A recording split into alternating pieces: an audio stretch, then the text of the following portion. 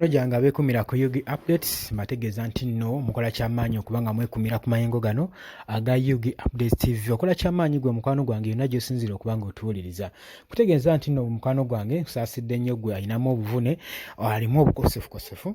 Kusabye Mukama Katonda asobole okuba nga agenda mu maaso n'okukusussa.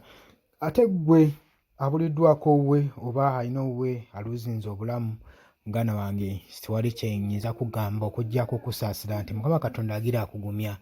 Akugumize ddala nnyo mukwano gwange gwe yeekumira ku mayengo aga Yugi Updates TV. Sorry.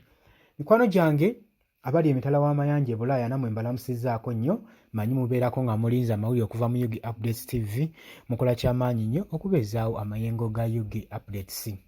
Mukwano gwange olunaku olwaleero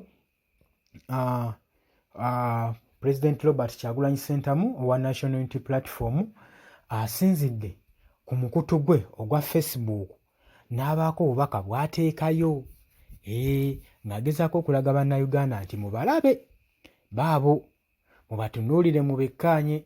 Baali bagamba nti ki? Baali batunyooma, baali batuyisaamu amaaso, baali batuvvoola, naye tukakasizza ensi era tubalaze nti no kye tuli kyekyaddala ate kati nabo kye beegomba okubeera. Gwe mukwano gwange ali eyo eyeekumira ku Yugi Updates. Eki Kyagulanyi kyayogerako? Kyagulanyi agambye nti baali batuyita bahooligans, ekitegeeza nti bayaaye.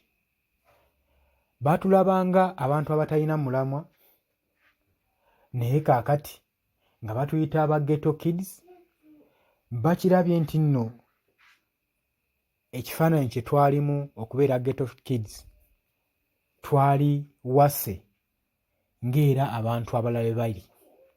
Twalina omuwendo munene, twalina value etwekweseemu gye baali tebasobola kulaba.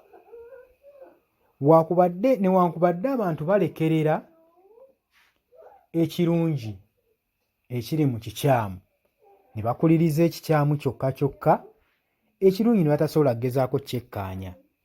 Ne bafundikira nga bakibuusabuusizza amaaso, ne batasobola na kiggyamu mulamwa gwakyo.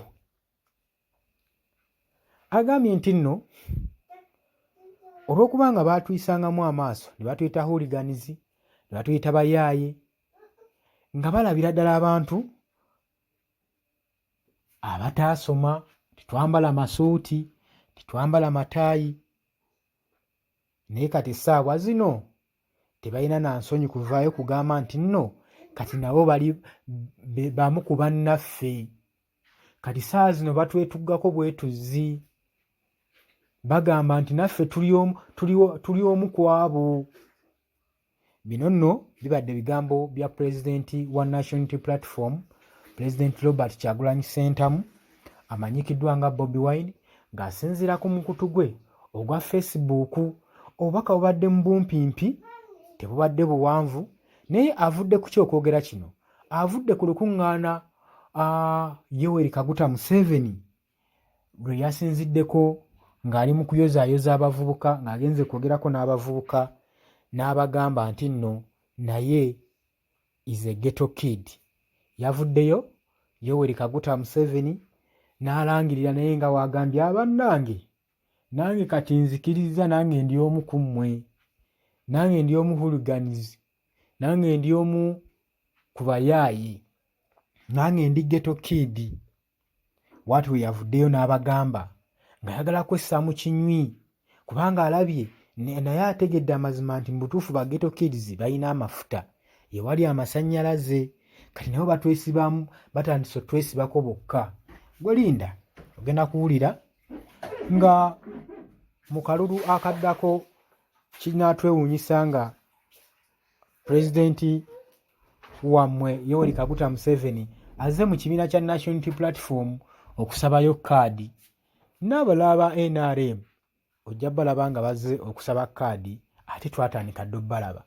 Juzi eyali Ssenkulu wa NRM eri mu bbendobendo ly'ekibuga Masaka yavaayo n'asulawo kaadi ya NRM n'agamba nti nno nze ndabye nga mu National Unity Platform mwe muli omulamu oguntwala mu maaso, ngenda kubeera nno nga mobilizinga abantu bwe bandaba nga nnyina amazima nga byenkola biri ku mulamwa ndivaayo mu kalulu ka 2026 nange ne neesimbawo ne mbaako benvuganya mukwano gwange gwali eyo.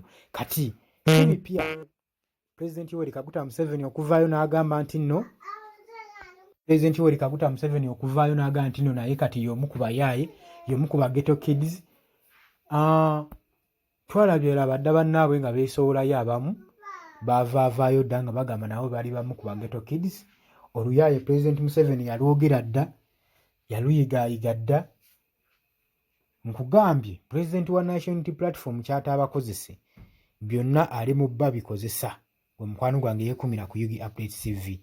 Kale bw'asinzidde Robert Kyagulanyi Ssentamu n'agamba nti nno kati bajja kakasa nti tuliwo omulamwa, kubanga omulamwa batandise okugulaba muffe gwe mukwano gwe. Naye teweerabira ku subscribinga gwe mukwano gwange yeekumira ku Yugi Updates TV. Tugenda kuba nga tukomawo ne information omulala mungi nnyo.